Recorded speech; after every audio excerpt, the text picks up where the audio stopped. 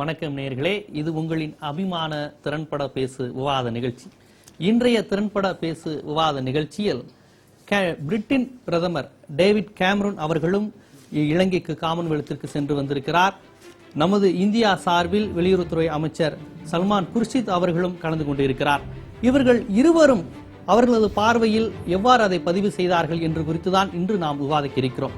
இன்றைய விவாதத்தில் இது குறித்து கருத்துக்களை பதிவு செய்வதற்காக கர்னல் சுந்தர், காங்கிரஸ் கட்சியினுடைய முக்கிய பிரமுகர் பேச்சாளர் பொன் கிருஷ்ணமூர்த்தி, தமிழ் தேசிய விடுதலை இயக்கத்தினுடைய பொதுச் செயலாளர் தியாகு மற்றும் அகில இந்திய மீனவர் வழக்கறிஞர் சங்கத்தினுடைய பொதுச் செயலாளர் முருகவேல் ஆகியோர் நமது விவாத அரங்கிற்கு வந்திருக்கிறார்கள். இவர்களுடன் இணைந்துதான் இந்த பிரச்சனை குறித்து நாம் திறன்பட பேச இருக்கிறோம். சார், இப்போ உங்களிடம் இந்த விவாதத்தை ஆரம்பிப்போம். இப்போ இந்த விஷயத்துல பாத்தீங்கன்னா, இந்த காமன்வெல்த்துக்கு போகக்கூடாது அப்படின்னு நிறைய பேர் தமிழ்நாட்டில் சொல்றாங்க. ஆனா அங்க விக்னேஸ்வரன் என்ன சொல்றாருன்னு பாருங்க, தமிழ் தேசிய கூட்டமைப்பு என்ன சொல்றாங்கன்னு பாருங்க. அங்க போனாதானே நீங்க இந்தியாவுடைய உதவி எந்த அளவு சென்றடைந்திருக்கிறது என்பது தெரியும். இந்த வாதத்தை தான் இந்திய அரசு தொடர்ந்து வலியுறுத்தி வந்தது. சிபிஎம் போன்ற கட்சிகளும் இதை வலியுறுத்தி வந்தாங்க. இப்ப அவங்க போயிட்டு வந்ததுக்கு அப்புறம் ஒரு பிரிட்டன் பிரதமர் போய் அவர்கிட்ட மக்கள் முறையிட்டு இருக்காங்க. சல்மான் குர்ஷித் கூட போய் பார்க்கல. அவர் உடனே பார்லிமெண்ட்ல இந்த பிரச்சனை எழுப்புறேன்னு இருக்காரு. இலங்கையில் உள்ள மனித உரிமை பிரச்சனை குறித்து பார்லிமெண்ட்ல இன்னைக்கு நான் பேசுவேன்னு சொல்லியிருக்காரு. ஆனா சல்மான் குர்ஷித் இந்திய அரசிடம் இருந்து அங்க போன மக்களை பத்தி எந்த ஒரு குரலும் வரல. இந்த விஷயத்தை எப்படி பாக்குறீங்க? அதாவது இதை நாம எப்படி பார்க்கணும்னாக்கா, டேவிட் கேமரூன் இந்த சோகாமுக்கு போறதுக்கு முன்னாலேயே பல மாதங்களாக இங்கிலாந்துல இதை எதிர்த்து நீங்க போகக்கூடாது, பங்கேற்க கூடாதுன்னு பல விதமான போராட்டங்கள் நடந்து கொண்டிருக்கின்றன. இந்த போராட்டத்தின் பின்னணி என்ன, இது எதனால் நடக்கிறது, இது ஏன், இதை நாம் எப்படி கையாள வேண்டும் என்பதை பற்றி டேவிட் கேமரூன் சிறப்பாக ஹோம்வொர்க், தன் பணியை செய்து, தன் ஆராய்ச்சிகளை செய்து ஒரு முடிவுக்கு வந்த பின்னர் அவர் இங்கிலாந்திலிருந்து புறப்பட்டிருக்கிறார் என்பது நமக்கு கிளீனாக தெரிகிறது. ஏனென்றால் அவர் இந்த சேனல் 4 வந்த பல டிவி பல இது அவர் பார்த்திருக்கிறார். பார்த்து இதுல கண்டிப்பா ஸ்ரீலங்கா ஒரு மனித உரிமை மீறல் செய்திருக்கிறது என்பது இவருக்கு மனதார புலப்பட்டிருக்கிறது. அது அந்த எண்ணத்தோடு வந்தவர் இவர். இங்கிலாந்திலிருந்து சோகாமுக்கு வந்தார். ஆனால் நாம இந்தியாவிலிருந்து மன்மோகன் சிங் போக போறேன்னு சொல்லிட்டு இருந்தாரு. கடைசி கட்டம் வரைக்கும் அவர் தான் போக போறாரு, போவாரா மாட்டாரா அப்படியெல்லாம் விவாதங்கள் நடந்துகிட்டு இருந்தன. இவர் போகிறதா இருந்தாரு. ஆனால் தமிழ்நாட்டில் நாம கொடுத்த இந்த இதனால இவர் போகல. ஆனா இவர் சல்மான் குர்ஷித் வெளியுறவு மந்திரியை அனுப்பிச்சிருக்கிறாரு. யார் இந்த வெளியுறவு மந்திரி? நேற்று வரை இவர் சட்ட மந்திரியா இருந்திருக்கிறாரு. he was in charge of the law department. அங்க ஏதோ இவரும் இவருடைய மனைவியும் ஊழல் செய்திருக்கிறார்கள். அதாவது ஹேண்டிகேப் பீப்புளுக்கு கொடுக்க வேண்டிய பணத்தை இவர் கவர்மெண்ட் கிட்ட வாங்கி தன்னகப்படுத்தியதாக பயங்கரமான குற்றச்சாட்டு இவர் மேல் வந்தது. கேஜ்ரிவால் இதை பற்றி விரிவாக பண்ணியிருக்கிறார். இதனால இவருக்கு அங்க மொத்தமா பேர் கெட்டு போயிடுச்சு. இந்த நிலையில இவரை தூக்கி என்ன செய்யறதுன்னு தெரியாம இவரை வெளியுறவுத்துறைக்கு போட்டிருக்கிறாங்க. இந்த வெளியுறவுத்துறைக்கும் இவருக்கும் அது வரைக்கும் எந்த விதமான சம்பந்தமும் இருந்ததில்லை. இது முதல் விஷயம். இவரு விஷயம் தெரியாததுனால இவர் எந்த முடிவு எடுத்திருக்கிறாரு என்னன்றது ஒண்ணுமே தெரியாது. தமிழ் மக்களும் சரி, இந்திய மக்களுக்கும் சரி. மேல இருக்கக்கூடிய மன்மோகன் சிங் அவர்கள் அவரும் எந்த விதமான ஒப்பீனியனும் எக்ஸ்பிரஸ் பண்ணல. அவரும் ஒன்னும் சொல்லல, இவரும் ஒன்னும் சொல்லல. இவர் தன்னுடைய ஹோம்வொர்க்கை பண்ணல. தமிழ் மக்கள், தமிழ்நாட்டு தமிழ் மக்கள், இலங்கை தமிழ் மக்கள் இவர்கள் என்ன யோசிக்கிறார்கள், இவருக்கு என்ன தேவை என்பதை பத்தி இவர் கவலைப்பட்டதாகவோ ஆராய்ந்ததாகவோ நமக்கு தெரியவில்லை. இவர் அங்க போனாரு. இவருக்கு ஒரு பிரதம மந்திரிக்கு கிடைக்க வேண்டிய அந்த பொசிஷன் கிடைக்கல. 4வது 5வது ரோல இவரை உட்கார வச்சுட்டாங்க. இவர் உட்கார வச்சு இவர் யாரும் பேசுறதுக்கு வாய்ப்பு கொடுத்தாங்களான்னு தெரியல. அப்படி இவர் பேசினா கூட அந்த பேச்சுக்கு பதிவு கிடையாது. ஏன்னா it is commonwealth heads of the government meet. இவர் இன்னும் ஹெட் ஆஃப் தி கவர்மெண்ட் இல்ல. இருந்தாலும் இவர் அனுப்பிச்சாங்க. இவர் அனுப்பிச்சதுனால தமிழ்நாட்டில் யார் முகத்திலையும் சிரிப்பு இல்லை, ஸ்ரீலங்காலையும் யார் முகத்திலையும் சிரிப்பு இல்லை. அந்த மாதிரி ஒரு காலகட்டத்தில் இவர் போய் எல்லாருக்குமே ஒரு கஷ்டமான ஒரு நிலையை உருவாக்கிட்டு வந்திருக்கிறாரு. வரும்போது கூட இவர் ஒண்ணுமே சொல்லல, இது செய்யலாம் அது செய்யலான்ட்டு இவர் ஒரு டிசிஷன். அதாவது இவர் சொன்னது ஒரு விஷயம் தெரிந்தது. அதாவது டேவிட் கேமரூன் என்பவர் அங்கு இருக்கக்கூடிய உலகத்து புலம்பெயர் தமிழர்களுடைய உணர்வுகளை மதித்து அதற்கு ஒரு ஒர்க் செஞ்சுட்டு நான் அங்க போய் தமிழர்கள் பகுதி எப்படி இருக்குன்னு பார்த்துட்டு வரேன் அப்படிங்கிற மாதிரியான ஒரு முன் தயாரிப்போட போயிட்டு அதற்கான விஷயங்களை அவர் செஞ்சு இன்னைக்கு பார்லிமெண்ட்ல பேசுற அளவுக்கு வந்திருக்காருங்கிற விஷயத்தை அவர் பதிவு செஞ்சார். ஆனா சல்மான் குர்ஷித்துக்குலாம் அப்படி எந்த ஒரு முன் தயாரிப்பும் இல்லை, அவருக்கு எந்த ஒரு நோக்கமும் இல்லை அப்படி தமிழர் பிரச்சனையை பேசணும்னு. அந்த நோக்கத்துல தான் அவர் போயிருக்காரு. அதனால அவர்கிட்ட இருந்து எதுவும் எதிர்பார்க்க முடியாதுங்கிற மாதிரியான வார்த்தை வைக்கிறார். நீங்க எப்படி பாக்குறீங்க? இல்லைங்க, அதாவது 25 நாளுக்கு முன்னாலே சல்மான் குர்ஷித் இலங்கைக்கு போனாரு, யாழ்ப்பாணம் போனாரு. அங்க இருக்கக்கூடிய முதலமைச்சர் விக்னேஸ்வர் அவர்களை சந்தித்தார்கள். இந்திய அரசாங்கம் இலங்கை தமிழர்களுக்காக ஒதுக்கி இருக்கக்கூடிய 58,000 கோடி ரூபாய்க்கு உண்டான பணிகளை பார்வையிட்டார்கள். அங்கே என்ன நடக்கிறது என்று விக்னேஸ்வரத்திற்கு கேட்டு தெரிந்து கொண்டார்கள். மீனவர் பிரச்சனையை நீங்க நம்ம ஜி டிவியில கூட நீங்க விரிவா சல்மான் குர்ஷித்துடைய பேட்டியை போட்டிருந்தீங்க. இதெல்லாம் 20 நாளைக்கு முன்னால போய் சல்மான் குர்ஷித் பண்ணிட்டு வந்த வேலை. சல்மான் குர்ஷித் இலங்கையில ஒன்ன பதிவு பண்ணியிருக்காரு. நீங்க அதை கவனமா பார்க்கணும். என்ன சொன்னார்னா, கேமரூன் போவதற்கு முன்னால் நம்முடைய பிரதமரை அழைத்து சென்ற அந்த யாழ்ப்பாண தமிழருடைய குறைகளை காண வைக்க வேண்டும். அந்த குறைகளுக்கு உண்டான மனுக்களை கேமரூன் பெறுவதற்கு பதிலாக இந்திய பிரதமரிடத்தில் கொடுத்து அதற்கு தீர்வு காண வேண்டும். இந்திய பிரதமரை சார் சொன்னார் சுந்தர், அவரை 4வது ரோல உட்கார வைப்பாங்க. அதுதான் காமன்வெல்த்தினுடைய ப்ரோக்ராம், அப்படிதான் இருக்கும். ஆனா பிரைம் மினிஸ்டர் போயிருந்தா பேசியிருக்க போயிருக்கணும்னு சொல்றீங்க நீங்க. போயிருந்தா பேசியிருக்க முடியும். இப்ப இவர் என்ன சொன்னாரு, அப்துல் காதருக்கு அமாவாசைக்கு முடிச்சு போடுறாரு. என்ன போடுறாருன்னா, சல்மான் குர்ஷித் ஊழல் பண்ணிட்டாருன்னு. அது அவருக்கே தெரியும், அவர் கர்னலா இருந்தவர். அது இல்லன்னு எக்ஸ்போஸ் ஆகி போன ஒரு விவகாரம். அவர் ஊழல் பண்ணாரு, சட்ட அமைச்சரா இருந்தாரு, அதனால தூக்கி எங்க போறதுன்னு வெளியே. அவர் யார் தெரியுங்களா? இந்த நாட்டினுடைய மிகப்பெரிய சுதந்திர போராட்ட வீரர் ஜாகிர் ஹுசேனுடைய பேரன். அதனால பேசும் பொழுது கொஞ்சம் தெரிந்து பேச வேண்டும் என்பதை நான் பணிவன்போடு தெரிவித்துக் கொள்கிறேன். நீங்க பிரைம் மினிஸ்டர் போயிருந்தா, நம்ம சல்மான் குர்ஷித் வருத்தத்தோடு இலங்கையில் பதிவு செய்த விஷயம் அது. நம்முடைய பிரதமர் இடத்தில் கொடுக்க வேண்டிய மனுக்களை கேமரூன் போய் பெற்றுக்கொண்டு அவர் பேச வேண்டிய நிர்பந்தமான ஒரு சூழ்நிலைக்கு இன்றைக்கு நான் தள்ளப்பட்டு வேதனையோடு இங்கே அமர்ந்திருக்கிறேன் என்ற ஒரு வரி இருக்கிறதே, அதை நீங்கள் நினைத்து பார்க்க வேண்டும். கேமரூன் இன்றைக்கு போய் அந்த மனுக்களை வாங்கியிருக்கிறார். இதை பிரைம் மினிஸ்டர், நம்ம பிரைம் மினிஸ்டர் யாழ்ப்பாணம் போட முடிவோடு தான் இருந்தாரு. போய் அங்க அந்த மனுக்களை பெற்று அந்த மக்களுடைய குறைகள், நீங்க சமீபத்தில் போயிருந்தா என்ன நடந்திருக்கும்னு நினைக்கிறீங்க? பிரதமர் போயிருந்தா அழுத்தமாக பேசியிருப்பார். நீங்க சமீபத்தில் கூட அமெரிக்காவில் நடந்த ஒரு நிகழ்ச்சியில ஒபாமாவை வைத்துக் கொண்டே பாகிஸ்தானை கடுமையாக மிரட்டினார். நம்முடைய வீரமிக்க பிரதமர், இந்த நாட்டினுடைய பிரதமராக இருப்பவர். ராஜபக்சே செய்தியாளர் சந்திப்புல சொல்லியிருக்காரு, அதாவது பிரதமர் தமிழர்களுடைய உணர்வுகளை மதிப்பளித்து வரவில்லை அப்படின்னு தானே உங்களுக்கு சொல்லியிருந்தாருன்னா, அவர் கடிதத்தில் அப்படி எதுவுமே சொல்லலையே. இல்லங்க, அப்படின்னு தானே அவர் ராஜபக்சே சொல்றத நம்ம பிரைம் மினிஸ்டர் சொல்றத நம்ம நம்பிதான் ஆகணும். நம்ம நாட்டு பிரைம் மினிஸ்டர் அதுக்கு தான் போல, தமிழருடைய உணர்வுகளுக்கு மதிப்பளித்து தான் போல. அதுதான் உண்மை. அதை நாம உண்மையில உண்மை அது. ராஜபக்சே பொய் சொல்றாரு. ராஜபக்சே பொய் சொல்லிக்கிட்டே தான் இருக்காரு. இந்த தமிழர்களை படுகொலை செய்திருக்கிறார், அதுக்கெல்லாம் நம்ம கேட்டுக்கிட்டு தான் இருக்கோம். கண்டிப்பா அவரிடம் கேட்பாங்க. பிரதமர் போயிருந்தால் கண்டிப்பாக அந்த மக்கள் எல்லாம் டேவிட் கேமரூனுக்கு பதில் மன்மோகன் சிங்கிடமே முறையிட்டு இருப்பார்கள்ங்கிற வார்த்தை எப்படி பாக்குறேன். இப்ப யார் போறாங்க, யாரிடம் முறையிடுகிறார்கள், யார் அந்த முறையீட்டை கேட்டுக்கொண்டு வருகிறார்கள். இப்போ நம்ம ஊரில் சட்டமன்ற உறுப்பினர் எங்கள் தேர்வுக்கெல்லாம் நன்றி சொல்லிட்டு போனார், இன்னொருத்தர் வரவே இல்லைன்னு சொல்ற மாதிரி. அப்படி அந்த சிக்கலை நாம் அணுக வேண்டாம். அங்கு 2008-09 ஒரு இன அழிப்பு போர் நடந்திருக்கிறது. இதை தமிழ்நாட்டில் இருக்கிற எல்லா கட்சிகளும் அக்டோபர் 18 அனைத்து கட்சி கூட்டத்தில் ஒப்புக்கொண்டு கையொப்பு பெற்றிருக்கிறார்கள். சிபிஎம் உட்பட, காங்கிரஸ் உட்பட. 30 ஆண்டு கால இன அழிப்பு போருங்கிற வாசகமே அந்த அனைத்து கட்சி கூட்ட தீர்மானத்தில் இருக்கு. இந்தியா ஆயுதம் கொடுக்க கூடாதுங்கிற தீர்மானத்திலும் அதே போல் கையொப்பு பெற்றிருக்கிறாங்க. எனவே இந்த பிரச்சனையில் 2009க்கு பிறகு அடுக்கடுக்கான சான்றுகள், போர்க்குற்றத்திற்கான சான்றுகள், மானவிரோத குற்றத்துக்கான சான்றுகள், டப்ளின் தீர்ப்பாயத்தினுடைய அறிக்கை, மூவல்லுநர் குழுவினுடைய அறிக்கை, அமெரிக்க அயலுறவுத்துறையினுடைய அறிக்கை, நார்வே அறிக்கை, மனித உரிமை ஆணையத்தினுடைய ஆணையராக இருக்கிற நவி பிள்ளை தெரிவித்திருக்கிற செய்திகள், இன்னும் சொல்ல போனால் ஐநா அதிகாரியாக இருந்து அங்கு நடந்த தவறுகளை சுட்டிக்காட்டி வந்திருக்கிற உள்ளக ஆய்வு அறிக்கை, பெற்றி கொடுத்திருக்கிற அறிக்கை.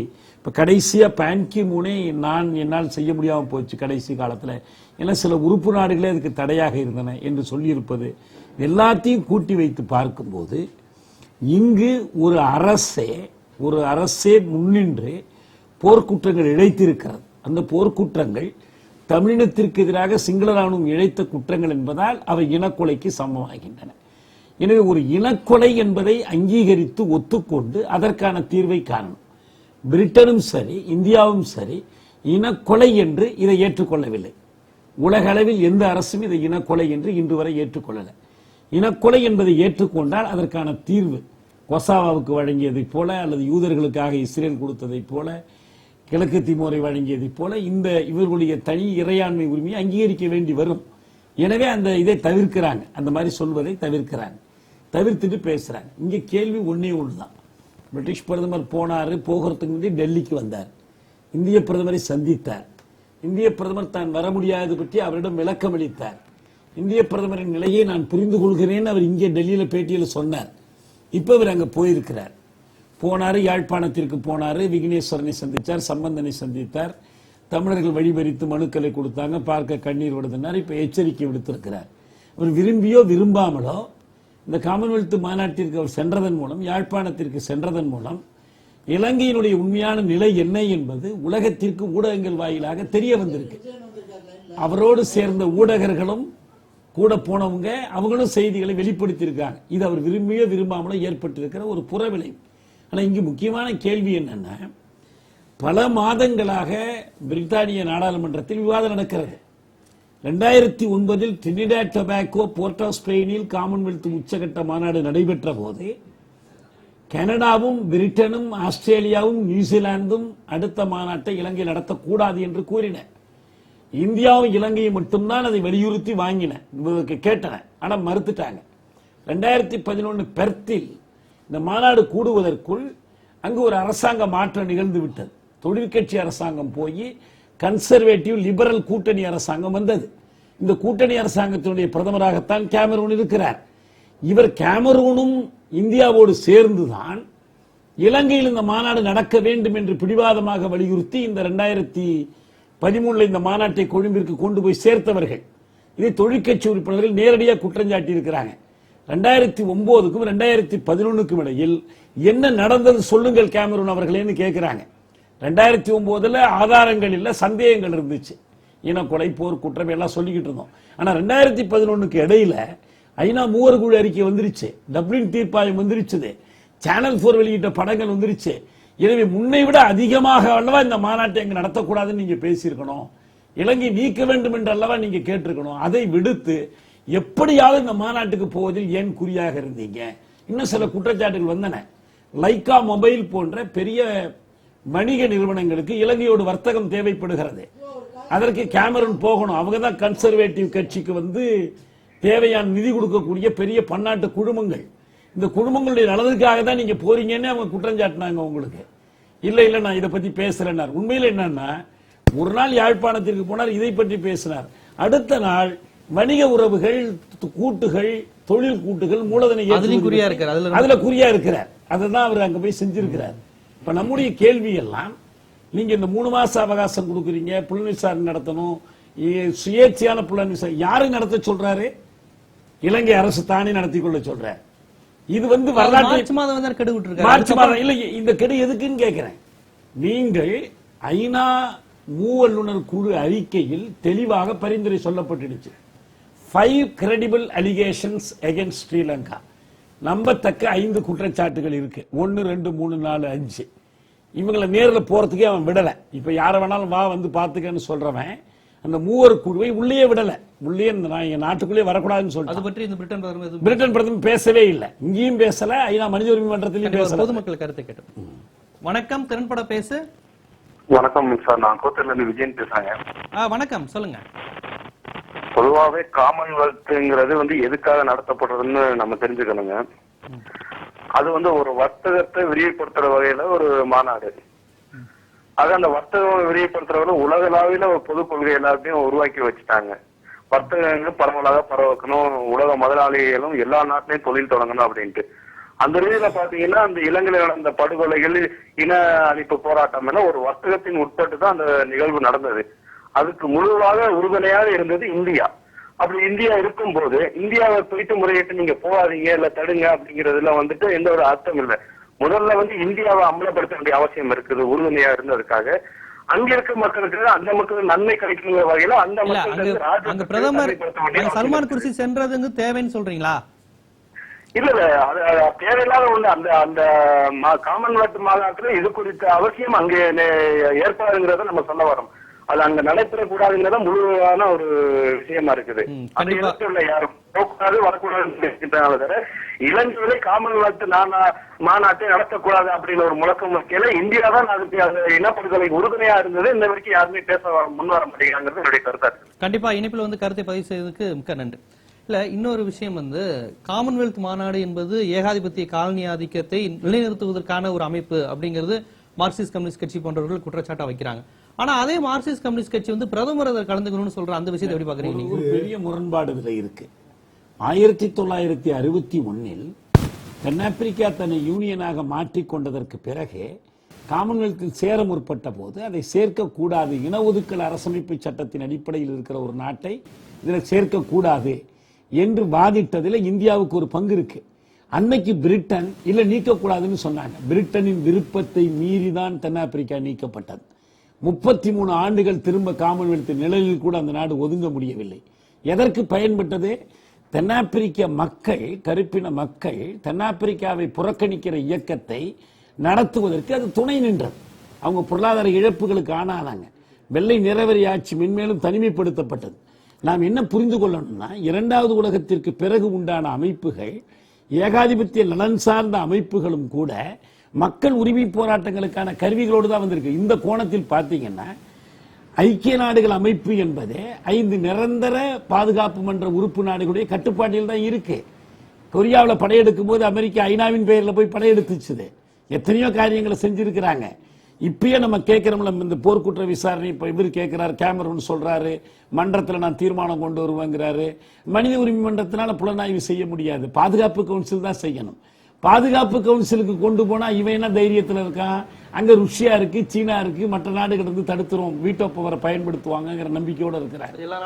அப்ப நீங்க இந்த ஏகாதிபத்திய கைகூலியாக இருக்கிறது ஏகாதிபத்தியத்துடைய கருவிதான்னு சொன்னீங்கன்னா அது ஐநாவுக்கும் கூட பொருந்தும். ஆனா ஐநாவை விட காமன்வெல்த் மனித உரிமைகளுக்கு அதிக மதிப்பளிக்கிற அமைப்புங்கிறதுனாலதான் ராணுவ ஆட்சி வந்தபோது பாகிஸ்தான் நீக்கப்பட்டது.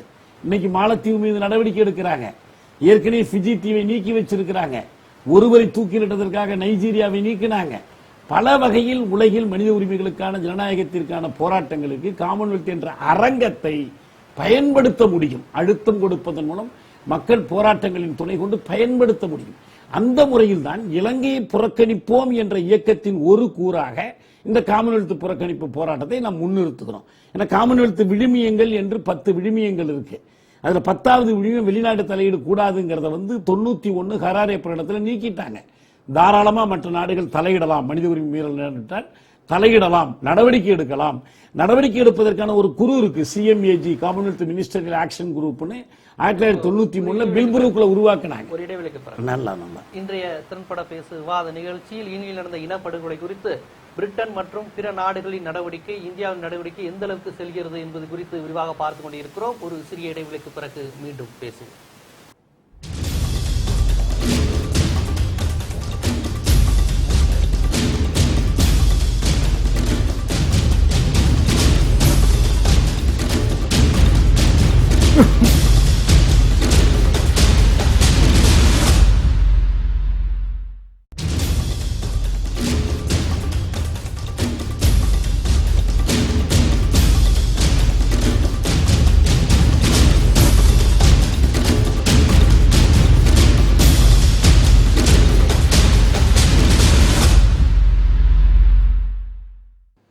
திறன்பட பேசு தொடர்கிறது. முருகவேல், இப்ப நம்ம அங்க ஈழத்துல வந்து காமன்வெல்த்துக்கு சென்றதுல இன்னொரு ரொம்ப முக்கியமான விஷயம் வந்து அங்க ஈழத்தமிழர் பிரச்சனை மட்டுமல்ல, நம்ம தமிழக மீனவர்களும் இலங்கை அரசால் வந்து கிட்டத்தட்ட ஒரு 600-700 பேர் இறந்திருக்கிறார்கள், சுட்டுக் கொல்லப்பட்டிருக்கிறார்கள் என்கின்ற ஒரு குற்றச்சாட்டும் உண்டு.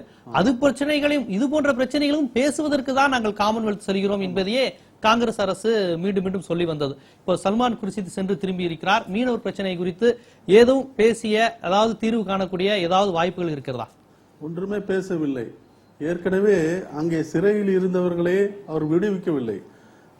அங்கு விசைப்படகுகள் அபகரிக்கப்பட்டுள்ளது, அது இலங்கை அரசிடம் இருக்கிறது. இது போன்ற சிறிய காரியத்தை கூட சல்மான் குர்ஷித் செய்யவில்லை. அவர் ஒரு இலங்கையோட மவுத் பீஸா போயிருக்காரு. அவர் ராஜபக்சே செய்த இனப்படுகொலையை வெளியில் கொண்டு வராமல் இருப்பதற்கு போனவர் போலதான் இருக்கின்றதே தவிர இங்குள்ள இந்திய மீனவர்களை காப்பாற்றுவதற்கு சென்றவர் போல் இல்லை. மாநில அரசும் மத்தியில் இடம்பெற்றிருந்த அமைச்சர்கள் பலரும் இதனை புறக்கணிக்க வேண்டும் என்று சொன்ன பொழுது சல்மான் குர்ஷித் அவர்கள் என்ன சொன்னார் என்றால், நான் அங்கே சென்றால் மீனவர் பிரச்சனையை கிளப்புவேன், அதன் மூலமாக மீனவர்களுக்கெல்லாம் தீர்வு கிடைக்கும் என்று சொன்னார். அது எவ்வளவு பொய் என்று காமன்வெல்த் மாநாடு முடியும் வரை காத்திருந்து பிறகு நாம் தெரிந்து கொண்டோம். அது ஒரு பொய்யான காரணம். அவர்களுடைய குறைந்த செயல் திட்டமே, இந்த வெளியுறவுத்துறையின் குறைந்தபட்ச செயல் திட்டமே ராஜபக்சேவை எப்படி காப்பாற்றுவது, மீனவர்கள் பிரச்சனையை மிகவும் சுலபமாக தீர்க்கலாம். ஒரு ஒப்பந்தம், கச்சத்தீவு யாருக்கு சொந்தம் என்ற தீர்ப்பு வரும் வரை காத்திருக்காமல் ஒரு சிறிய ஒப்பந்தம், ஒரு நாளைக்கு இலங்கை மீனவர்களும் இன்னொரு நாளைக்கு இந்திய மீனவர்களும் மீன் பிடிப்பதற்கான ஒரு வழியை மேற்கொண்டாலே போதும், இது போன்ற பிரச்சனைகள் தொடராது. இவர்கள் வேடிக்கை பார்த்து கொண்டிருக்கிறார்கள். இவர்களுக்கு சுயமரியாதை கிடையாது. இந்திய மீனவர்களை சுட்டுக் கொண்டிருக்கிற ஒரு சிறிய குட்டி நாடு. இவருக்கு 58,000 கோடி முதலீடு செய்திருக்கிறார்கள். 58,000 கோடிக்கு அந்த இலங்கையே விலைக்கு வாங்கிவிடலாம். ஆனால் இவர்கள் அங்கே போய் முதலீடு செய்திருக்கிறார்கள் என்றால் இவர்கள் ராஜபக்சே பின்புறமாக இருந்து கொண்டு அவருக்கு வேண்டிய அனைத்து உதவிகளையும் செய்கிறார்களே தவிர இவர்கள் இந்திய மக்களையும் மதிப்பதில்லை, மீனவர்களையும் மதிப்பதில்லை, அங்குள்ள தமிழ் ஈழ மக்களையும் காப்பாற்ற எந்த முயற்சியும் எடுக்கப் போவதில்லை. இதுதான் உண்மை. அதனால் நாம் தினந்தோறும் இலங்கை இனப்படுகொலை போல மீனவர் பிரச்சனையும் தினந்தோறும் மக்களுக்கு செய்தியாக வந்து கொண்டிருக்கின்றன. ஆனால் மத்தியில் இருப்பவர்கள் கண்டும் காணாமல் இருக்கின்றார்கள். கண்டிப்பாக இணைப்பில் இருந்து இப்ப இன்னொரு விஷயம் இந்த இதுல நேரடியா எல்லாரும் காங்கிரஸ் அரசை குற்றம் சாட்டுறாங்க. அது எல்லாருக்குமே தெரியுது. வெளிப்படையா காங்கிரஸ் அரசு ராஜபக்சேக்கு ஆதரவா இருக்கு. ஒருவேளை காங்கிரஸ் அல்லாத பிற தேசிய கட்சிகள் நடுவண் அரசில் அங்கம் வகிக்கும் பட்சத்தில் அவர்களுடைய நிலைப்பாடு இது போன்ற சமயங்கள் எப்படி இருக்குன்னு நினைக்கிறீங்க? இது முதல்ல நாம அதாவது எப்படி பார்க்கணும்னா, ஆரம்பத்திலிருந்தே காங்கிரஸ் கவர்மெண்ட் இதை ஒரு சிக்கலாக ஆக்கியிருக்கு, ஒரு இடியாப்ப சிக்கலாக்குது. இது எப்படி பிரிச்சு விடுறதுன்னு பாக்குறதுக்கு முன்ன இவங்க என்ன பண்ணாங்கன்னு நம்ம முதல்ல பார்க்கணும். ஓகே, 1956 இல்ல காங்கிரஸ் அரசு மீது குற்றம் சாட்டியிருக்காங்க. நான் கேட்ட கேள்வி, காங்கிரஸ் அல்லாத பிற தேசிய கட்சிகள் வந்திருக்கும் பட்சத்தில், அதாவது மாநில கட்சிகள் கூட தேசிய கட்சிகள், காங்கிரஸ் அல்லாத பிற தேசிய கட்சிகள் வந்திருக்கும் பட்சத்தில், நடுவண் அரசில் அங்க வைக்கும் பட்சத்தில் ஈழ பிரச்சனைக்கு ஏதாவது தீர்வு வந்திருக்குமா? இது போன்ற பிரச்சனைகளை மாற்று வந்திருக்கும் நினைக்கிறீங்களா? கண்டிப்பா கண்டிப்பா. இது நாம எப்படி வழி நடத்தி எடுத்துக்கொள்ளுங்க. காமன்வெல்த் இது போன்ற பிரச்சனைகள் மற்ற கட்சியான என்ன நிலைப்பாடு எடுத்திருப்பாங்க? காமன்வெல்த்ன்றது ஒரு கிளப்புங்க. சில பேர் அது பெரிய அதுலதான் வணிகம் வளரும் அப்படின்றாங்க. அப்படி ஒன்றும் கிடையாது. சில பேர் அதுலதான் நாம ஹியூமன் ரைட்ஸ் வயலேஷன் தான் ஸ்டார்ட் பண்ணலாம் அப்படின்னு சொல்றாங்க. அதுவும் கிடையாது. இது அந்த காலத்துல ஆங்கிலேயர்கிட்டே அடிமையா இருந்த நாடுகள்லாம் ஒன்றா சேர்ந்து ஒரு இதுவா அமைச்சு ஒரு கிளப். இதனால ஒன்னும் தீர்வு காண்றதுக்கு ஒன்றும் வழி இல்லை. காமன்வெல்த்துக்கு நீங்க போனாலும் சரி போலனும் சரி, அங்க இனப்படுகொலைக்கு இதுல உங்களால ஒன்றும் வந்துட போறது இல்லை. அதுதான் நடந்து கடைசியில. ஆரம்பத்துல இருந்து அங்க அதுதான் சொல்லணும். இந்த commonwealth is not the correct forum for dealing with this kind of problem. Commonwealth போனது பெரிய மேட்டர் இல்லன்னு சொல்றீங்க? காமன்வெல்த் போனது ஒரு பெரிய மேட்டர் இல்ல. அதான் நான் சொல்றது என்ன, அதுதானே ரியாலிட்டி. இவரு போனாரு. ஒரே நிமிடம் இல்ல, நான் என்ன கேக்குறேன்னா, மக்கள் மீது அக்கறை கொண்டு பேசுவது என்பது ஒரு அரசியல். இன்னொரு பக்கம் இந்த காங்கிரஸ் குறிவைத்து தாக்க வேண்டும் என்பது இன்னும். நான் என்ன கேக்குறேன்னா, பாரதிய ஜனதா தமிழ்நாட்டில் உள்ள பொன் ராதாகிருஷ்ணன் தமிழீழமே கிடைக்கணுங்கிற அளவுக்கு பேசுறாரு. கரெக்ட். ஆனா வெங்கையா நாயுடு இங்க என்ன சொல்றாருன்னா, காமன்வெல்த்ல பிரதமர் கண்டிப்பா கலந்துக்கணும், சர்வதேச உறவுகளை கணக்கில் கொண்டு தான் நடைபெறும் சொல்றாரு. பார்க்க முடியாது. இப்ப இலங்கையில தமிழருக்கு தனி நாடு தனி ஈழம் அமைக்க வேண்டும் என்று பொதுவாக கருத்து இருப்பது இது ஒரு நிதர்சன உண்மை. எல்லாருக்கும் அதுதான் கருத்து. ஆனால் இதுல நாம என்ன பார்க்கணும்னாக்கா, இதனால ப்ராப்ளத்தை commonwealth heads of the states இந்த மீட்டிங்ல இதை சால்வ் பண்ண முடியுமா முடியாதா என்பது. ஆனால் இப்ப மத்தியில இப்ப ஒரு ப்ராப்ளம் யாரு கிரியேட் பண்ணாங்களோ அவங்களே அந்த ப்ராப்ளத்தை சால்வ் பண்ணுவாங்கன்னு நினைக்கிறது தப்பு. காங்கிரஸ் ஆட்சியில உருவானது இது. 1987 இவங்க IPKF வணக்கம், திறன்பட பேசு சார். முருகேசன் பேசுறேன் சார், ஆத்தூர்ல இருந்து. வணக்கம், சொல்லுங்க சார் அவர் வந்து பிரிட்டன் பிரதமர் நல்லா போய் ஒரு தெளிவா பேசிட்டு ஒரு விளக்கத்தை மக்கள் மத்தியில வெளிப்படுத்திருக்காரு சார். சொல்லுங்க. அது ஒண்ணு. ரெண்டாவது, நம்ம இந்தியா வந்து ஒரு ஆதரவு தெரிவிக்க வேண்டிய ஒரு விஷயத்தை வந்து தெளிவா சொல்லாம ஆரம்பத்துல இருந்து சொதப்பல் அவங்க வந்து வெளிப்படுத்தவே இல்லைங்க சார். அதனுடைய அவங்க காங்கிரஸ் வந்து என்ன சொல்ல போனா தெளிவா இலங்கைக்கு ஆதரவா செயல்பட்டதுதான் உறுதியா தெரியுத ஒழிய சார், மற்றபடி வந்து தமிழர்களுக்கு ஏதாவது ஒரு குறிப்பிட்ட ஏதாவது செஞ்சதா தெரியலையே சார். இப்ப கூட இந்த பிரச்சனை வந்த முன்னாடி பேப்பர்ல விளம்பரம் பண்ணியிருக்காங்க சார், பண்ணிருக்காங்களா ஒழிய ஆனா அவங்களுடைய செஞ்ச திட்டங்கள் வந்து தமிழர்களுக்கு எந்த அளவு பயன்பட்டிருக்குங்கிறது ஒரு தெளிவை வந்து அந்த வரைக்கும் அந்த இதுல வெளிப்படுத்தவே இல்லைங்க சார். அப்படிங்கறத நான் தெளிவா பாத்துட்டு இருக்கேன் சார் ஆரம்பத்துல இருந்து. ஆனா மக்களுக்கு துரோகம் செஞ்சதுதான் சார் ஆரம்பமே தெரியுது. கண்டிப்பா இணைப்பில் வந்து கருத்தை பதிவு செய்ததுக்கு மிக்க நன்றி. பொன்கிருஷ்ணன், நீங்க இந்த பார்வையாளரோட இதுக்கு என்ன பதில் சொல்றீங்க? இல்லைங்க, இந்திய அரசாங்கம் வந்து எப்பவுமே இலங்கை தமிழர்கள் மீது அக்கறை கொண்ட ஒரு ஆட்சியாகவும் ஒரு கட்சியாகவும் இருந்திருக்குது. அதை வந்து யாரும் மறுக்க முடியாது. நாங்க இப்போ சொன்னோம், நம்முடைய வழக்கறிஞர் மீனவர் சங்கத்தினுடைய தலைவர் கூட சொன்னார், 58,000 கோடி அங்க போய் முதலீடு இல்லை, அங்க இருக்கக்கூடிய வாழ்விழந்த தமிழர்களுக்காக நாங்கள் செலவு செய்து கொண்டிருக்கிறோம், ரயில் பாலம் அமைத்திருக்கிறோம், தொலைபேசி அமைப்பு கொடுத்திருக்கிறோம், தொழிற்சாலைகள் தகர்க்கப்பட்டது அதை சீரமைத்து கொடுத்திருக்கிறோம். அப்புறம் டேவிட் கேமரன் போய் மக்கள் முறையிடுறாங்க? இல்லைங்க, ஒரு நாட்டினுடைய பிரதம அமைச்சர், நம்ம பிரதமர் போயிருந்தா அவர்கிட்ட முறையிட்டு இருப்பாங்க. அதை தான் நான் ஆரம்பத்துல சொன்னேன். ஐயா சொன்னாங்க, கர்னல் அவங்க சொன்னாங்க, காங்கிரஸ் அரசாங்கம் தான் வந்து இலங்கை தமிழர்கள். நான் கேட்கிறேன் அவரை, இலங்கை தமிழர்ல எவ்வளவு நாள் அந்த பிரச்சனை? 60 ஆண்டுகளாக அந்த போராட்டம் நடந்துட்டு இருக்கு. 30 ஆண்டு காலம் சாத்வீக போராட்டம், 30 ஆண்டு காலம் ஆயுத போராட்டம், 6-7 ஆண்டுகள் இவர்கள் ஆண்டார்கள். அந்த நேரத்தில் தான் தமிழக மீனவர்கள் அதிகமாக கொல்லப்பட்டார்கள். இருங்க, தயவு செஞ்சு இருங்க. நீங்க வந்து தயவு செய்து ஒன்றை புரிந்து கொள்ள வேண்டும். நான் வந்துங்க 1996 எம்எல்ஏக்கு நின்னவன். கிட்டத்தட்ட நான் 35 ஆண்டுகளாக டெல்லி அரசியல் அறிந்தவன். 15 ஆண்டுகளாக நான் அகில இந்திய காங்கிரஸ் கமிட்டி உறுப்பினராக இருக்கிறேன். டெல்லியை நன்கு அறிந்தவன். எனக்கு நன்றாக தெரியும், வாஜ்பாய் அரசாங்கம் இருந்திருந்தால், இன்றைக்கு பிஜேபி அரசாங்கம் இருந்திருந்தால், வெங்கைய நாயுடு சொன்ன கருத்தை நீங்கள் சொன்னீர்கள். அவருடைய மொத்த கருத்துமே அதுதான். மொத்த கருத்துமே டெல்லியிலே இருக்கக்கூடியவர்கள் அத்தனை பிஜேபியினுடைய கருத்துக்களும். இங்கே பொன் ராதாகிருஷ்ணன் அரசியலுக்காக சொல்லுகிறார், ஓட்டுக்காக சொல்லுகிறார். நாங்கள் ஓட்டுக்காக சொல்லவே இல்லை. இலங்கை தமிழர்கள் உரிமையோடு வாழ வேண்டும், சம உரிமையோடு வாழ வேண்டும். ஏன் நாங்கள் இந்திரா காந்தி, இருங்க ஒரே நிமிஷம் நான் பேசிடுறேன். இந்திரா காந்தி உயிரோடு இருக்கும் பொழுது சிங்களவர்களை எதிர்ப்பதற்காக ஏன் நாங்கள் பிரபாகரனுக்கு ஆயுத பயிற்சி அளித்தோம்? அந்த மக்களுக்கு ஏன் நாங்கள் ஆயுதங்களை கொடுத்தோம்? ஏன் நாங்கள் அவர்களுக்கு வாகனங்களை கொடுத்தோம்? கடந்த காலத்தில் எப்படி இருந்தீங்க? இப்ப 2009க்கு பிறகு காங்கிரஸ் என்றைக்கும் ஒரே நிலைப்பாடில் தான் இருக்கிறது, ஒரே நிலைப்பாடில் தான் இருக்கிறது. மரியாதைக்குரிய பெருமதிப்பிற்கு தோழர் தியாகு அவர்கள் சொன்னார்கள் கேமரோனை பற்றி. அதுதான் உண்மையான யதார்த்தமான நிலைமை. இங்கே இந்திய பிரதமரை சந்தித்தார்கள் என்று பதிவு செய்தார்கள். நான் அதை முதலிலே குறிப்பிட வேண்டும் என்று இருந்தேன். இந்திய பிரதமரை சந்தித்த போது கண்டிப்பாக, நான் யூகத்தின் அடிப்படையில் சொல்லுகிறேன், உண்மையாக இருக்குமோ பொய்யாக கூட இருக்கலாம், உண்மையிலேயே நான் சொல்லுகிறேன், பிரதமர் இலங்கை தமிழர்கள் விஷயத்தில் மிக நெகிழ்வாக இருக்கிறார்கள். எங்களுடைய அன்னை இன்னொரு குற்றச்சாட்டு வச்சார். அதாவது இந்தியா இலங்கையில் இந்த காமன்வெல்த் நடைபெற வேண்டும் தீர்மானத்தில் இந்தியாவுக்கும் பங்கு உண்டு, பிரிட்டனுக்கும் பங்கு உண்டு. இல்ல இந்தியாவுக்கு பங்கு உண்டுன்னு சொல்றாங்க. அத இலங்கைக்கும் பங்கு உண்டது என்பது இலங்கைக்கு மட்டும் இல்ல, உலக நாடுகள் அத்தனையும் சேர்ந்து இலங்கையில் நடத்த வேண்டும் என்ற தீர்மானத்தை முன்மொழிந்தார்கள். நீங்க ஒண்ணு புரிஞ்சுக்கணும், உலக 54 நாடுகள் முன்மொழியும் போது இந்தியா ஒரு நாடு போய் அதை தடுக்க முடியாது. அதை நாம முதல்ல புரிஞ்சுக்கணும். அவங்க தெளிவான பல கருத்துக்கள் உடன்பாடு உண்டு அவங்க சொன்னதுல, அவங்க குறிப்பிய கருத்துல இந்தியா தான் ரொம்ப முக்கியமா இலங்கையில் நடத்தணும். இல்லங்க, அது வந்து தவறான. நீங்க பிரிட்டன் பிரதமர் மீது அவர் விமர்சனம் வச்சதை எடுத்துக்கிட்டீங்க, அவர் தான் இந்தியா மீது அதே குற்றச்சாட்டு வைக்கிறார். இல்லங்க, நான் அதை வந்து மறுக்கிறேன். இன்னைக்கு நம்ம இந்தியாவில இருந்து போன கமலேஷ் சர்மா தான் அதை சொல்லிட்டு இருக்காருன்னு. கமலேஷ் சர்மா ஒரு பேட்டியில சொல்லியிருக்காரு, அந்த மாதிரி எல்லாம் நாங்க சொல்லல, உலக நாடுகள் சேர்ந்து முடிவெடுக்கிறது. கமலேஷ் சர்மா பற்றியே நிறைய குற்றச்சாட்டு வருது. முழுக்க ராஜபக்சேவை நியாயப்படுத்துற வேலையை தான் இந்தியாவினுடைய கமலேஷ் சர்மா செய்றாரு. இந்தியாவினுடைய அதிகாரி, இந்திய அரசாங்கம் என்ன சொல்லுதோ அதை தான் அவர் சொல்ல முடியும். அததான் மீறி சொல்ல முடியாது. கிருஷ்ணமூர்த்தி அவர்கள் காங்கிரஸ் முழுக்க தமிழர்களுக்கு ஹெல்ப் அப்படின்னு சொல்றது இது ஒண்ணு ஏற்கப்பட மாட்டாது. ஏன்னா அவங்களுக்கு ஆயுதம் கொடுத்தது, இப்ப கூட கப்பல் கொடுக்க போறது இந்தியா தான்.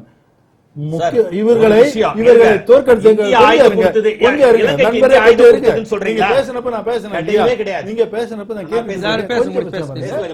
நான் சொல்றது கொஞ்சம் கேளுங்க. இவர்களுக்கு ஆயுதம் அளித்தது இந்தியா. அதற்கு முன்னால ஐபிகேஎஃப் எல்டிடியை கூட சண்டை போட்டு அவர்களுடைய பலத்தை குறைத்ததால் தான் பின்னால இவங்களால் செய்ய முடிந்தது. இது இந்தியன் கவர்மெண்ட் ராங் பாலிசி. நான் ராணுவத்தில் இருந்தாலும் சொல்றேன், இது இந்தியன் கவர்மெண்ட் ராங் பாலிசி.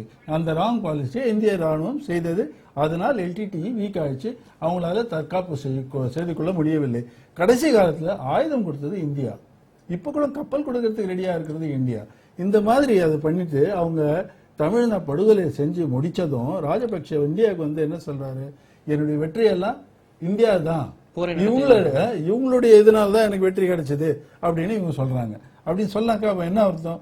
காங்கிரஸுக்கு தமிழர் மேல தமிழர் பக்கம் சப்போர்ட் இருக்குன்னு நம்பிக்கிறது. நாம இது நண்பர் கிருஷ்ணமூர்த்தி காங்கிரஸுக்காக பேசுறது ஒத்துக்கிறேன், அவர் பேசுவாரு, அவர் காங்கிரஸை பத்தி தன்னுடைய பேக்ரவுண்ட் எல்லாம் சொல்லியிருக்காரு.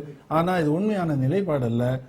தமிழர் உடைய உணர்ச்சியையோ ஈழத்தமிழர்களுக்கு நல்லதையோ காங்கிரஸ் கவர்மெண்ட் ஒரு செய்யவில்லை. அதாவது இப்ப அடிப்படை சிக்கல் என்னன்னா, ஒரு அரசு அடங்காப்பிடாரி அரசாக இருக்கும்போது, தன் மக்கள் மீது தானே தாக்குதல் கொடுக்கிற அரசாக இருக்கும்போது, ஐநா அறிக்கை அதைத்தான் சொல்லுது. ஐநா மூவர் குழு அறிக்கை என்ன சொல்லுது? மருத்துவமனையின் மீது மிகப்பெரிய புதுக்குடியிருப்பு மருத்துவன் மீது மிகப்பெரிய செஞ்சிலுவை சங்க அடையாளம் போட்டிருந்தது. இன்னைக்கு வந்து தமிழ்ச்செல்வன் பதுங்கி இருக்கிற பதுங்கு குழியில் மட்டும் சரியா குண்டு விழுவதற்கான பிரிசிஷன் பாம்பர்ஸை பயன்படுத்த முடியுது. அதனால பாகிஸ்தான் கொடுத்த பிரிசிஷன் பாம்பரை வச்சுதான் துல்லியமாக இலக்கை போய் தாக்குறாங்க. வெகு தொலைவில் மேலே ஆகாயத்தில் இருந்து கொண்டு கீழே இருக்கிற சிறு புள்ளியாக இருக்கிற மனிதர்களை கூட துல்லியமா படம் பிடிக்கக்கூடிய எல்லா தொழில்நுட்பமும் இருக்கு. இதை வைத்துக்கொண்டு ஒரு மருத்துவமனை என்ற அடையாளமிடப்பட்ட பகுதியின் மீது கொத்தணி குண்டுகளை கொண்டு தாக்குறாங்க. ஏன் இதை தாக்குனீங்கன்னு கேட்டா, சோ வாட், மருத்துவமனையா இருந்தால் என்ன, அங்க இருக்கிறவங்க போராளிகள் தானே என்று கோத்தபாய பதில் சொன்னார். செஞ்சிலுவை சங்கத்தினுடைய கப்பலை உள்ளே அனுமதிக்க மறுத்தாங்க. காயமுற்றவர்கள் நோயாளிகளை வெளியேற்றுவதற்கு அந்த கப்பலை உள்ளே விட மறுத்தாங்க. இது எல்லா குற்றச்சாட்டுகளும் ஐநா அறிக்கையில் இருக்கு. இந்தியா இதில் என்ன பங்கு வைத்தது என்பதும் ஐநா மூவர் குழு அறிக்கை சொல்லி இருக்குது. இப்ப என்ன கேள்வின்னா, இப்படி ஒரு அரசை நோ ஃபயர் ஜோன் என்று சொல்லி, இங்கு வந்தால் சுடமாட்டோம், இங்கு வந்தால் அமைதி உங்களுக்கு, எனவே வந்துவிடுங்கள் என்று கூட்டி லட்சத்திற்கு மேற்பட்ட மக்களை அந்த பாதுகாப்பு வளையத்திற்குள் வைத்துக்கொண்டு அவர்கள் மீது திட்டமிட்டு கனரக ஆயுதங்களை பயன்படுத்தி தாக்கியது. கடைசியா கேலம் மேக்கரே அதற்கான சான்றுகளை வெளிப்படுத்தியிருக்கார். சல்வேந்திர சில்வா என்கிற தளபதி நோ ஃபயர் ஜோனுக்குள்ள ஒரு டேங்க் மேல சாஞ்சு பேட்டி கொடுக்கிறார். இந்த டேங்க் எப்படி அங்க வந்துச்சுன்னு இவர் கேள்வி கேட்கிறார். கனரக ஆயுதங்களே பயன்படுத்தலன்னு சொன்னீங்க. ரொம்ப கடைசியாக ஒரு நோ ஃபயர் ஜோன்ல இருந்த மக்களை இரண்டாக பிரிப்பதற்காக பல்குழல் பீரங்கிகளை கொண்டு தாக்கினார்கள். அதில் பல்லாயிரம் பேர் செத்து போனாங்க என்று அவர் கிளமேக்கரை குற்றம் சாட்டார். இவ்வளவு சான்றுகள் தொடர்ந்து வெளிவந்து கொண்டே இருக்கிறது. பாலச்சந்திரன் செய்தி தெரியும், இசைப்பிரியா செய்தி தெரியும், ரமேஷ் செய்தி தெரியும், எல்லாம் வந்துருச்சு. ஆகவே இப்போ ஒரே ஒரு கேள்விதான், இப்படிப்பட்ட ஒரு அரசு தன்னுடைய குற்றங்களை பற்றி தானே விசாரித்துக் கொள்ள வேண்டும் என்பதை எப்படி அனுமதிக்க முடியும்? இதுதான் கேள்வி. பிரிட்டனுக்கும் கேட்கிற கேள்வி இதுதான், மனித உரிமை மன்றத்துக்கு கேட்கிற கேள்வியும் இதுதான். அவங்க அமைத்த எல்எல்ஆர்சி பற்றி ஐநா பொதுச் செயலாளர் என்ன சொன்னாரு? It does not come up to international standards. பன்னாட்டு தரங்களுக்கு ஏற்ற ஒரு விசாரணை குழு அல்ல இது. சாட்சிகளுக்கு பாதுகாப்பு கிடையாது, விசாரிக்கிற முறையில் நடுநிலைத்தன்மை கிடையாது. இப்படிப்பட்ட ஒரு விசாரணை குழுவை ஏற்க முடியாது என்று சொல்லித்தான் மார்சுகி தாருஸ்மன் தலைமையிலான மூவல்லுநர் குழு அமைக்கப்பட்டது. சூகா அம்மையார், ஸ்டீவ் ராட்னர், இந்த 3 பேர் உலகறிந்த நல்ல மனித உரிமை ஆர்வலர்கள், இவங்களை வைத்துக்கொண்டு தனிக்குழு அமைத்ததே எதுக்காகன்னா, இவங்க எல்எல்ஆர்சி சரியில்லைன்னு தான். இதே எல்எல்ஆர்சியினுடைய ரிப்போர்ட்டை கொண்டுகிட்டு போய் ஐநாவில் கொடுப்பதில்லை என்று இலங்கை அமைச்சரவை கூடி தீர்மானம் ஏற்றுது. இந்த அறிக்கை நமக்குத்தான், சர்வதேசத்திற்கு அல்ல. ஆனா அமெரிக்க தீர்மானத்தின் மூலமாக அதே எல்எல்ஆர்சி ரிப்போர்ட் தான் வலியுறுத்தப்படுது. போர்க்குற்றம் பற்றிய அறிக்கை, போர்க்குற்றம் பற்றிய தீர்மானம் எல்லாம் சொன்னாங்க. போர்க்குற்றம் நடந்ததா? எந்த போர்க்குற்றம் நடைபெறவில்லை. நாங்கள் இலங்கை ராணுவத்தை ஒரு சாதாரண பொதுமகன் கூட சாகாமல் இந்த போரை நடத்தியதற்காக பாராட்டுகிறோம் என்றுதான் எல்எல்ஆர்சி சொல்லுது. எல்எல்ஆர்சியினுடைய சேர்மனா இருந்த டி சில்வா இருக்காரே, இவர்தான் எங்கள் விசாரணைக்கு ஒத்துழைப்பு தர மறுக்கிறவர் என்று சொல்லி அன்னைக்கு PN பகவதி தலைமையிலான குழு, அந்த குழுவில் இதே தாருஸ்மன் இருந்தார். வெளியேறி வந்தாங்க, இலங்கை விட்டு வெளிநடப்பு செய்து வந்தார்கள்.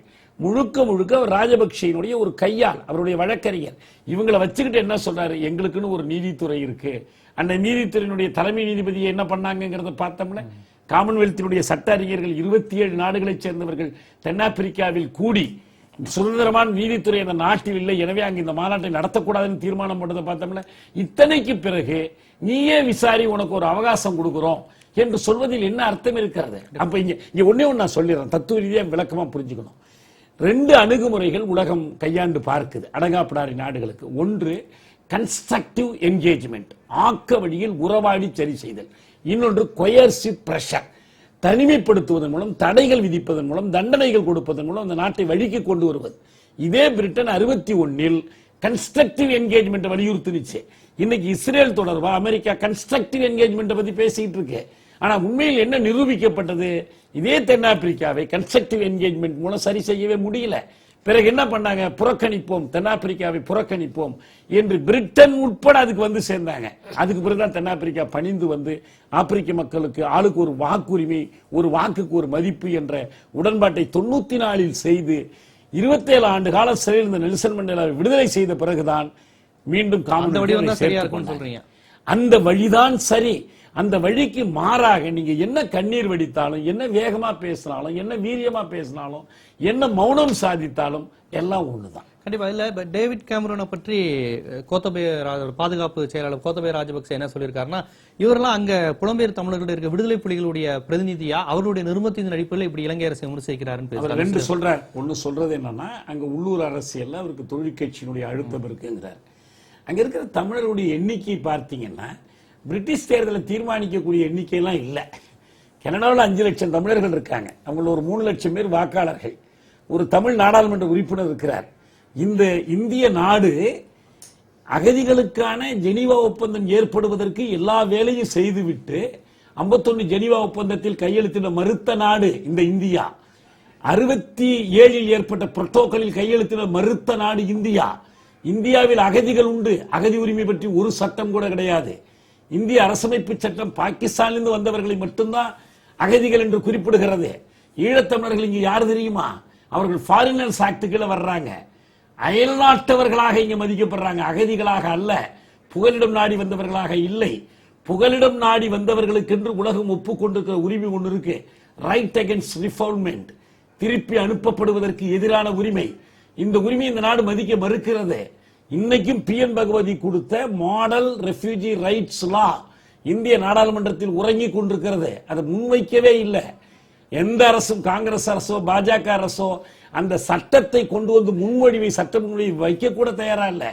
இதனுடைய விளைவு என்ன? ஐநா மனித உரிமை ஆணையங்களுக்கு கொடுக்கக்கூடிய உதவிகள் கூட இவங்களுக்கு ஒழுங்கா வந்து கிடைக்கல. அந்த அகதி மக்கள் அரசியல், பொருளியல், குடியியல், பண்பாட்டியல், கல்வியியல் உரிமைகள் அற்று அரசு பார்த்து போடுகிற பிச்சைக்கு இயங்குகிறவர்களாக சிறை முகாம்களைப் போல, மாட்டுக்கோட்டில்களைப் போல முகாம்கள் அடைபட்டு கிடக்கிறாங்க. அவன் முள்வேலி முகாம்ல அடைச்சு வச்சிருக்கிறான், இங்க சிறப்பு முகாம்கள்ல நாம் அடைச்சு வச்சிருக்கோம். பொன் கிருஷ்ணமூர்த்தி, இந்த வாதத்தை எப்படி பாக்குறீங்க? அதாவது இந்திய நடுவண் அரசு, அவர் உங்களை மட்டும் சொல்ல, பொதுவாகவே இந்த இந்தியாங்கிற அமைப்பு தொடர்ந்து தமிழர்களுக்கு வந்து ஒரு எதிரான அமைப்பாவே இருக்கு அப்படிங்கிறதுக்கான ஒரு ஆதாரங்கள் முன் வச்சார். நீங்க எப்படி பாக்குறீங்க? இல்லைங்க, இப்போ அகதிகள் சட்டத்தை பத்தி மரியாதைக்குரிய ஐயா தியாக சொன்னாங்க. அந்த வரைமுறைகள் இங்க இருந்துகிட்டு இருக்கு, சில வரைமுறைகள். ஆனா நான் என்ன கேட்கிறேன் ஐயா தியாக கிட்ட, நீங்க சொன்னீங்க அங்க முள்வேலி முகாம்ல அமைக்கப்பட்டிருக்காங்க, ரைட். இங்க வந்து சிறைச்சாலை போன்று இருக்கிறார்கள், ஏன் அதற்கு நீங்கள் குரல் கொடுக்க மாட்டேன்றீங்க? இந்திய அரசாங்கத்தை கை நீட்டி நீங்கள் குற்றவாளி என்று எங்களை சொல்லும் போது, இங்கே அகதிகளாக வந்தவர்களுக்கு யார் நாங்கள் தடுத்தோமா? காங்கிரஸ்காரங்க யாராவது தடுத்தோமா? நான் என்ன கேட்கிறேன், இங்க போயிட்டு வந்தவங்க சொல்றாங்க, ஐயா தியாகு போன்றவர்கள் போயிட்டு வந்தவங்க சொல்றாங்க, நாங்க இலங்கையில இருக்கக்கூடிய அந்த முள்முகாமில் இருக்கிறவங்க கூட பார்த்துறோம், இங்க இருக்கக்கூடியவங்களை அகதிகளை பார்க்கவே முடியலன்றாங்க. ஏன் நீங்க அதுக்கு போராட்டம் பண்ண மாட்டீங்க? எங்களை நீட்டி நீங்கள் ஒரு கையை எங்களை குற்றவாளி சொல்லும் போது இன்னொருவர் 4 விரல் அவர்களை குற்றவாளி என்று சொல்லுகிறதே, அதை பற்றி நீங்கள் ஏன் பேச மறுக்கிறீர்கள்? இங்க கூட நீங்க பார்த்திருப்பீங்க. நான் ஒரு கருத்தை தயவு செய்து பதிவு செய்ய விரும்புகிறேன். இங்க முள்ளிவாய்க்கால் முற்றம் என்று ஒன்று கட்டினார்கள். நான் கூட தமிழன் தான். ஐயா அவர்கள் உண்ணாவிரதம் இருந்த போது நான் கூட வருத்தப்பட்டேன், அவர் நன்றாக வர வேண்டும், ஏதாவது ஒன்று செய்ய மாட்டார்களா? ஏனென்றால் அவர் ஒரு தமிழன், நான் ஒரு தமிழன். கருத்து வேறுபாடு இருக்கலாம், அவருடைய அந்த உடன்படிக்கையில கூட எனக்கு கருத்து வேறுபாடு இருக்கலாம். ஆனால் ஐயா தியாக அவர்கள் நலமோடு இருக்க வேண்டும் என்று உண்மையோடு நான் வரும்போது கூட அவர்கிட்ட சொன்னாத. ஏன் சொல்லுகிறேன் என்றால், ஆனால் அந்த அகதிகள் முற்றத்தை இடித்தார்கள். இங்க இருக்கக்கூடிய தமிழ் ஆர்வலர்கள் காங்கிரஸை கை நீட்டி குறை சொல்கிறார்களே தவிர, இங்க இருக்கக்கூடிய அரசாங்கத்தை மென்மையான போராட்டம் போக்கோடு பண்ணிட்டு தான் இருக்காங்க, பேசிக்கிட்டு தான் எங்க இருக்காங்க. பேசுறாங்க? நடராஜன் மீது இருக்கும் கோபத்தை முற்றத்தின் மீது காட்டினீர்களா? எவ்வளவு பணிவு! எங்களை பார்த்து இப்படி கை நீட்டி பேசுறீங்களே, அவங்கள பார்த்து பேச முடியுமா உங்களால? இல்ல அவர் கேட்ட கேள்விக்கான பதில் இல்ல. அவர் கேட்ட கேள்வி பொதுவாவே இந்த நடுவண் அரசு, பொதுவா இந்தியாங்கிற அமைப்பு மீனவர் இதா இருக்கட்டும். இல்ல அவர் இந்திய அரசாங்கம் மட்டும் இல்லன்னாங்க இன்னைக்கு ஈழத் தமிழர் என்ற ஒரு பகுதியே இருந்திருக்காது. இன்னைக்கு விக்னேஸ்வர் என்ன சொல்லியிருக்காரு ஐயா, அதை புரிஞ்சுக்கணும், கர்னலும் புரிஞ்சுக்கணும். விக்னேஸ்வர் அழுத்தமா பதிவு பண்ணாரு, தேர்தலை நிறுத்துவதற்கு ராஜபக்சே பல வழிகளில் முயற்சி செய்தார். அந்த முயற்சிகளை முறியடித்து இந்திய அரசாங்கம், இந்திய பிரதமர் அழுத்தம் கொடுத்ததன் காரணமா இன்னைக்கு நீங்க இருக்குதோ இல்லையங்க, கடல்ல தத்தரிக்கிறாங்க, ஒரு வாழை மரம் கடிச்சா கூட புடிச்சிட்டு மேல வர முடியும். அதுதான் விக்னேஸ்வரன் இன்னைக்கு முதலமைச்சரா இருக்குது, குரல் கொடுக்க முடியுது. இன்னைக்கு கேமரோன் போனாருங்க, யாரை போய் சந்திக்க முடியும்? மனு மட்டும் தான் கொடுக்க முடியும். ஆனா ஒரு முதலமைச்சரை சந்தித்து இருக்கிறார். உங்களுக்கு என்ன தேவை? எந்த அதிகாரம் இல்லைங்கறாங்களே, அவருக்கு எந்த அதிகாரம் ஒரு துளி எல்லலும் அழியாதுன்னு கூட கிடையாது. அதிகாரத்தை பற்றி பிறகு பேசுவோம். ஒரு முதல் மந்திரி தேர்ந்தெடுக்கப்பட்டிருக்கிறார், குறைகளை சொல்லக்கூடிய முடியும். ராஜபக்சே கிட்ட போய் அவர் பேசுறாருங்க, எங்களுக்கு சில உரிமைகள் வேண்டும் என்று தைரியமா பேசக்கூடிய ஒரு நீதி அரசராக இருந்தவர். இந்த தமிழ் கூட்டமைப்புகள் தான் சேர்ந்து அவர் தமிழ் தேசிய கூட்டமைப்பு வந்து ஆதரவாக. நான் ஒன்று தெளிவா ஒரு கேள்வி நம்ம முன்னால எழுது. கேமரூனிடம் இவர்கள் பேசினார்கள், வீரசிங்கம் மண்டபத்தில் உட்கார்ந்து பேசினார்கள். வெளியில் நின்று போராடிய மக்களோடு அந்த ஆனந்தி எழிலன் என்கிற ஒரே ஒரு அந்த மாகாண சபை உறுப்பினரை தவிர வேறு 29 உறுப்பினர்கள் அந்த பக்கமே போகல. அமைச்சர் பதவி கொடுக்கப்படல. அவங்க மட்டும்தான் அந்த மக்களோடு நின்னாங்க. அந்த மக்கள் சொல்ற குறைகளுக்காக அவங்க போராடினாங்க, அவங்க வலியுறுத்தினாங்க, இந்த மனுக்களை வாங்கணும்னு சொன்னாங்க.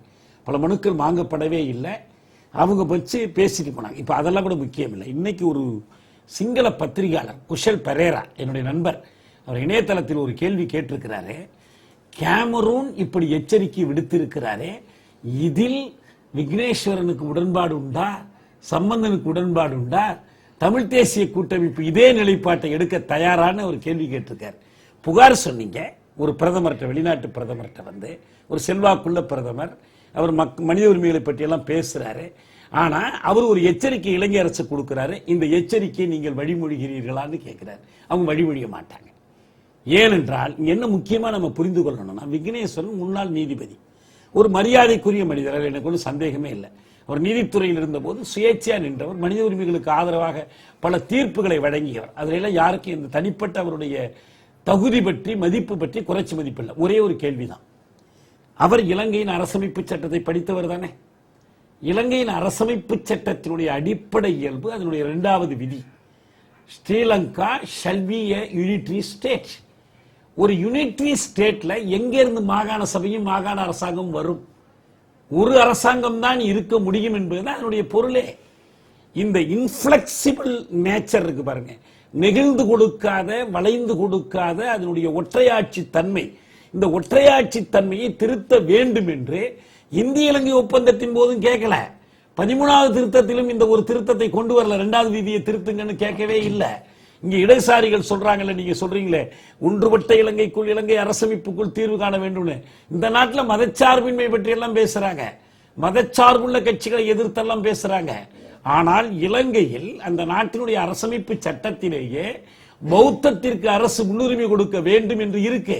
இந்த பௌத்தத்திற்கு, சிங்கள பௌத்தத்திற்கு முன்னுரிமை கொடுப்பதை எதிர்த்து இவங்க வாயே திறக்கிறது இல்ல. அதை திருத்த வேண்டும் என்று கோரிக்கை வச்சிருக்காங்களா? எதுவுமே திருத்த முடியாது. அதாங்க முக்கியமானது. 1 முதல் 11 வரையிலான விதிகளை திருத்துவதாக இருந்தால் அந்த அரசமைப்பு சட்டத்தினுடைய 83வது பிரிவின்படி 3/2 பங்கு பெரும்பான்மையும் வெகுமக்களுடைய வாக்கெடுப்பும் தேவை. அந்த வெகுமக்களுடைய வாக்கெடுப்பு பொருள் என்ன? தமிழர்களுக்கு அதிகாரம் கொடுக்கணுமா, உரிமை கொடுக்கணுமா என்பதை தீர்மானிக்கிற உரிமை யார் கையில் இறுதியா ஒப்படைக்கப்படுது? சிங்கள மக்கள் கையில் ஒப்படைக்கப்படுது அர்த்தம். முருகவேல், விவாதத்தினுடைய நிறைவு பதிவு வந்துட்டு உங்க நிறைவு கருத்து சுருக்கமா பதிவு செய்யுங்க. அதாவது மீனவர் பிரச்சனையை மிகவும் விரைவாக இந்திய அரசு மனது வைத்தால் ஒரு 24 மணி நேரத்தில் முடித்து விடலாம். ஆனால் இந்திய அரசுக்கு அதில் விருப்பம் இல்லை என்று சொல்வதா அல்லது அக்கறை இல்லை என்று சொல்வதா தெரியவில்லை. ஏனென்றால் இலங்கை அரசு என்ன செய்கின்றதோ அதை நியாயப்படுத்துகின்ற வேலையில் தான் இறங்கி கொண்டிருக்கின்றது. இங்கே இருக்கின்ற கடல் பகுதியிலே கடலோர காவல் படை இருக்கின்றது. அவர்கள் என்ன செய்து கொண்டிருக்கிறார்கள் என்று தெரியவில்லை. அவர்களை அறிவுறுத்தினாலே போதும், இது போன்ற படுகொலைகளை நிறுத்திவிடலாம். கண்டிப்பா இந்த காமன்வெல்த் மாநாடு மூலமாக மீனவர் பிரச்சனை தீர்ப்பதற்கு எந்த முடிவும் எடுக்கப்படலன்னு சொல்றீங்க. கட்டாயம் எடுக்கப்படல, அதுல எழுப்பவே இல்லை. கண்டிப்பா உங்களோட நிறைவு கருத்துக்கு நன்றி. உங்களுடைய நிறைவு கருத்து. நான் என்ன சொல்றேன், இந்த காமன்வெல்த் பத்தி கடந்த 3, 4, 5 மாசமா இதையே பத்தி பேசுறோம். இந்த காமன்வெல்த் மாநாடு எதுக்கும் பிரயோஜனமே இல்லாத ஒரு இதுதான் என்னுடைய இது. இப்போ தலைவர் தியாகு சொன்ன மாதிரி பல விஷயங்கள் இருக்கின்றன. ஆனால் இதுல எல்லாத்திலையும் சேர்ந்து ஒரு ஸ்ரீலங்கா மேல ஒரு கோர்சிவ் ஆக்ஷன் எடுத்தாதான் அவங்க அந்த இதுக்கு ஒரு நிலைப்பாட்டுக்கு வருவாங்க. அதனுடைய விளைவாதான் ஸ்ரீலங்கா பொது வாக்கெடுப்பு அப்படிங்கிற விஷயத்தை நீங்க ஏத்துக்கிறீங்களா? அவங்களுக்கு தனிநாடு வேணும்னு தமிழர்கள் மத்தியில ஒரு பொது வாக்கெடுப்பு எடுக்கணுங்கிற கோரிக்கையை ஏத்துக்கிறீங்களா? அவங்க ஒரு சட்டம் அந்த மாதிரி சொல்லுது, ஆனா நான் அதை ஏத்துக்கலையே. நம்ம அதுக்காக தானே அவங்க போராடிக்கிட்டு இருக்கிறாங்க. அவங்க அந்த நீங்க ஏத்துக்கிறீங்களான்னு கேட்டேன். இப்ப காங்கிரஸ் அரசு அதை ஏத்துக்கலன்னா நீங்க அதை ஏத்துக்கிறீங்களான்னு கேட்டேன். கண்டிப்பா ஏத்துக்குவோம். இப்ப பங்களாதேஷ் கிரியேட் பண்ண இல்லையா, அப்ப கூட அதான் சொன்னாங்க, ஒரு நாட்டை நம்ம பிரிக்க கூடாது அப்படின்ட்டு. பிரிச்சுமா இல்லையா? பிரிச்சு ஒரு தனி நாடு உண்டாக்கணுமா இல்லையா? அதே மாதிரி இங்க தமிழர்கள் அவங்க அதே ஜியோகிராபிக்கல் ஏரியா தனிப்பட்ட கருத்தா இல்ல தேசிய பாரதிய ஜனதாவே இதை ஏத்துக்குதா? இது தற்சமயத்துக்கு நம்ம நாட்டுக்கு நல்லதுன்ற ஒரு கருத்து மாதிரி நீங்க எடுத்துக்கலாம். பாரதிய ஜனதா கட்சியும் தமிழ் ஸ்ரீலங்கால தமிழர்களுக்கு ஒரு பகுதி இருக்கணும், அதுல அவங்க சுயாட்சி வேணும் அப்படின்றது தான் பாரதிய ஜனதா சுயாட்சின்னு சொல்றீங்க. அவங்களுடைய நன்றி. உங்களுடைய நிறைவு கருத்து.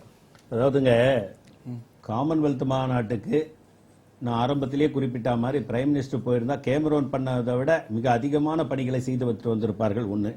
ரெண்டாவது, இவங்க சொன்னாங்க, ஒரு நேயர் கூட சொன்னாரு ஆயுதம் கொடுத்தேன்னு சொல்லிட்டு. நேத்திக்கு ஒரு நிகழ்ச்சியில் ஒருத்தரை பார்த்தா மிஸ்டர் சுபவீர பாண்டியன் அவர்கள் ஒரு கருத்தை பதிவு செய்தார்கள். என்ன சொன்னாங்கன்னா, கடைசி போருக்கு முன்னால நடேசன் என்னோடு பேசினாரு. அவர் சொன்னார் 102 டேங்குகளை சைனா கொடுத்திருக்கிறது, ஆகவே நாங்கள் பிழைப்போமா என்று தெரியவில்லை என்று சொன்னார்கள்.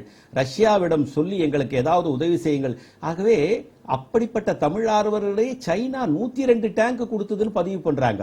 அதனால தயவு செய்து நான் உங்களை கெஞ்சி கேட்டுக்கொள்கிறேன், இலங்கை தமிழர்களுக்காக எதிர்ப்பாக சிங்கள அரசாங்கத்துக்கு இந்திய ஆயுதம் கொடுக்கவே இல்லை. இல்ல இப்ப டெசோ கூட நீங்க சுபவின் சொன்னதுனால சொல்றேன் நானு. டெசோ தீர்மானத்துல கூட சர்வதேச விசாரணை வேணும் பாராளுமன்றத்துல ஒரு கோரிக்கை.